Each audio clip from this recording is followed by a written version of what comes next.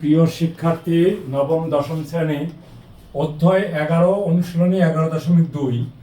দেখো বন্ধুরা, আমি তোমাদের সাথে এই অনুশীলনের অঙ্কগুলো শেয়ার করছি।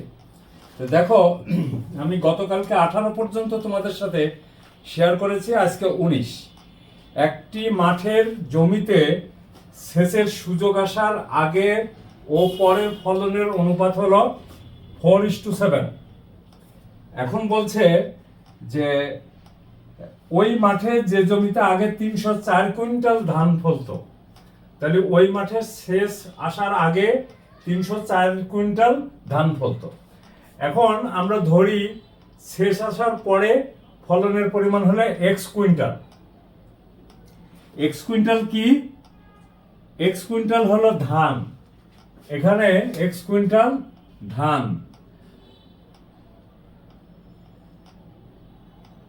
আচ্ছা বন্ধুরা, তাহলে দেখো আমরা তাহলে কি, এই দেখো শেষ আসার আগের ফলন, শেষ আসার পরের ফলন, শেষ আসার আগের ফলন, শেষ আসার পরের ফলন, তার মানে 304 divided by x is equal to 4 divided by 7।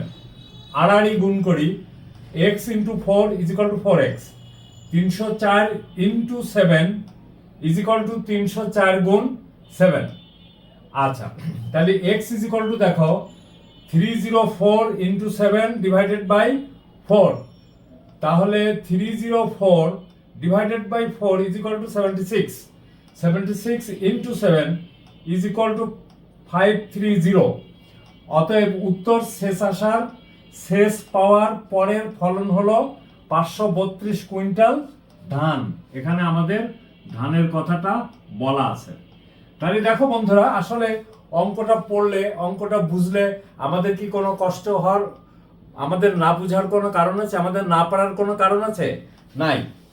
তারপরে দেখো বন্ধুরা, আমরা পরের গাণিতিক সমস্যাটার দিকে চলে যাই। সেটা কি বলছে? 19-এর পরে 20। দেখো আমরা এটা মুছে ফেলি। চলো 20-এ কি বলছে দেখি এবং তারপরে সমাধান করি।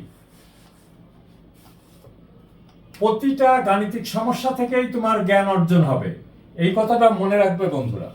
তাহলে এখানে বলছে ধান ও ধান থেকে উৎপন্ন চালের অনুপাত হলো 3:2 এবং গম ও গম থেকে উৎপন্ন সুজির অনুপাত হলো 4:3। সমান পরিমাণ ধান ও গম থেকে, তার মানে তুমি যদি 100, এখানে কোনো একক দেওয়া নেই, 100 কুইন্টাল ধান নাও, তাহলে 100 কুইন্টাল গম নিতে হবে। 100 কুইন্টাল ধান থেকে কতটুকু চাল হলো এবং 100 কুইন্টাল গম থেকে কতটুকু সুজি হলো, তারপরে ওই দুটোর অনুপাত বের করে ফেললেই হয়ে গেল। তাহলে আমরা দেখো, তাহলে আমরা ধরি এক্স কুইন্টাল, ধরি এক্স কুইন্টাল অথবা এক্স একক, এক্স একক ধান থেকে, যেহেতু আমার এখানে কোনো উল্লেখ নাই, ধান থেকে উৎপন্ন চালের পরিমাণ,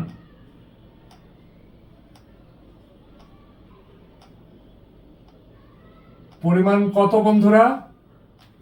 চালের পরিমাণ হলো ওয়াই কুইন্টাল, ওয়াই একক।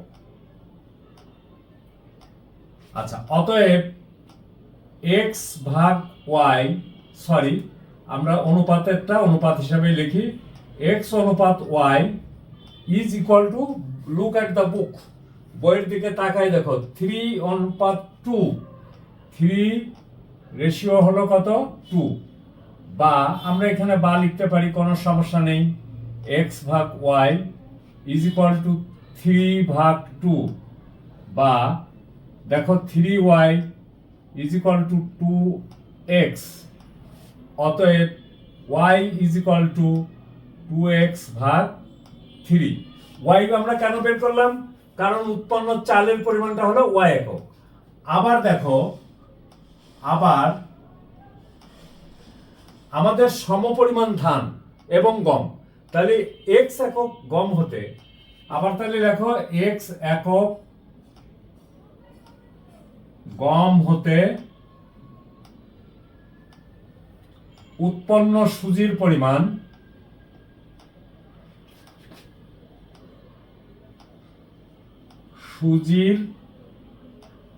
পরিমাণ দেখো কত, জেড একক লিখি। অতএব আমার কি আসছে দেখো, এক্স অনুপাত জেড ইজ ইকুয়াল টু, চলে যাও বইয়ের দিকে, 4:3, কারণ 4:3। তাহলে কি হয় দেখো বন্ধুরা, আমাদের এখানে এক্স ভাগ জেড ইজ ইকুয়াল টু 4/3 বা 4z is equal two 3x।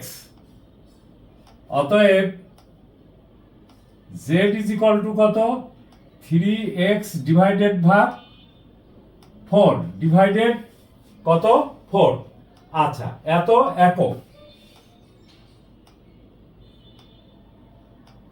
এখানেও এটাও হলো একক। একক মানে এটা কেজি হতে পারে, শের হতে পারে, মন হতে পারে, ইত্যাদি, কুইন্টাল হতে পারে।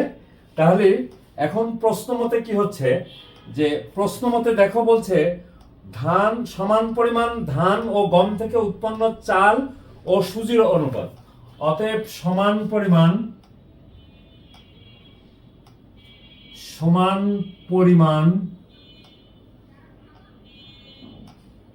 ধান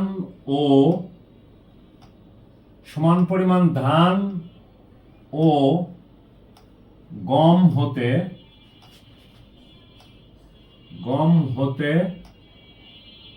উৎপন্ন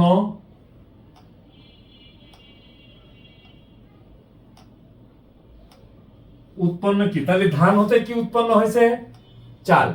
গম হতে কি উৎপন্ন হয়েছে, সুজি। তাহলে সমান পরিমাণ ধান ও গম হতে উৎপন্ন চাল ও সুজির অনুপাত। উৎপন্ন চাল ও সুজির অনুপাত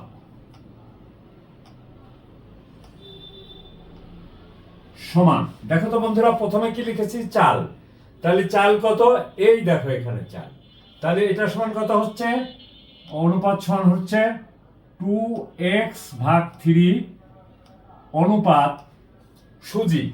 দেখো সুজি হচ্ছে কত, জেড একক। তাহলে জেড সমান আছে কত, 3:4। আমাদের অঙ্কটা কিন্তু হয়ে গেছে বন্ধুরা। এখন আমরা যে কাজটা করব সেটা হলো এক্সটা উচ্ছেদ করব আর এই নিচের হর উচ্ছেদ করব। তাহলে দেখো 3 এবং 4 এর লসাগু কত, 12। আচ্ছা, আর এই দুটোর ভিতরে কমন আছে কত, এক্স। তাহলে দেখো তো বন্ধুরা, আমরা এরকম লিখতে পারি না, ইজ ইকুয়াল টু 2x/3 গুণ 12/x অনুপাত 3x/4 গুণ 12/x। এটা লেখা যেতেই পারে, তাই না? আচ্ছা, লেখা গেলে পরে দেখো x আর x কেটে গেল, 12 আর 3 এর ভিতরে যাই কত, 4। তাহলে কত হলো দেখো তো বন্ধুরা, এইটা আর এটা চলে গেলে হলো 2, এইটা আর এটা চলে গেলে হলো 4। তাহলে হলো কত, 8 অনুপাত, দেখো এইটা আর এটা কাটাকাটি করলে 3, এইটা আর এটা কাটাকাটি করলে 3। তাহলে 3 গুণ 3 সমান কত, 9। তাহলে সমান পরিমাণ ধান ও গম হতে উৎপন্ন চাল ও সুজির অনুপাত 8:9, এটাই উত্তর। তাহলে দেখো তো বন্ধুরা, আমাদের বুঝতে কোনো সমস্যা হলো কিনা।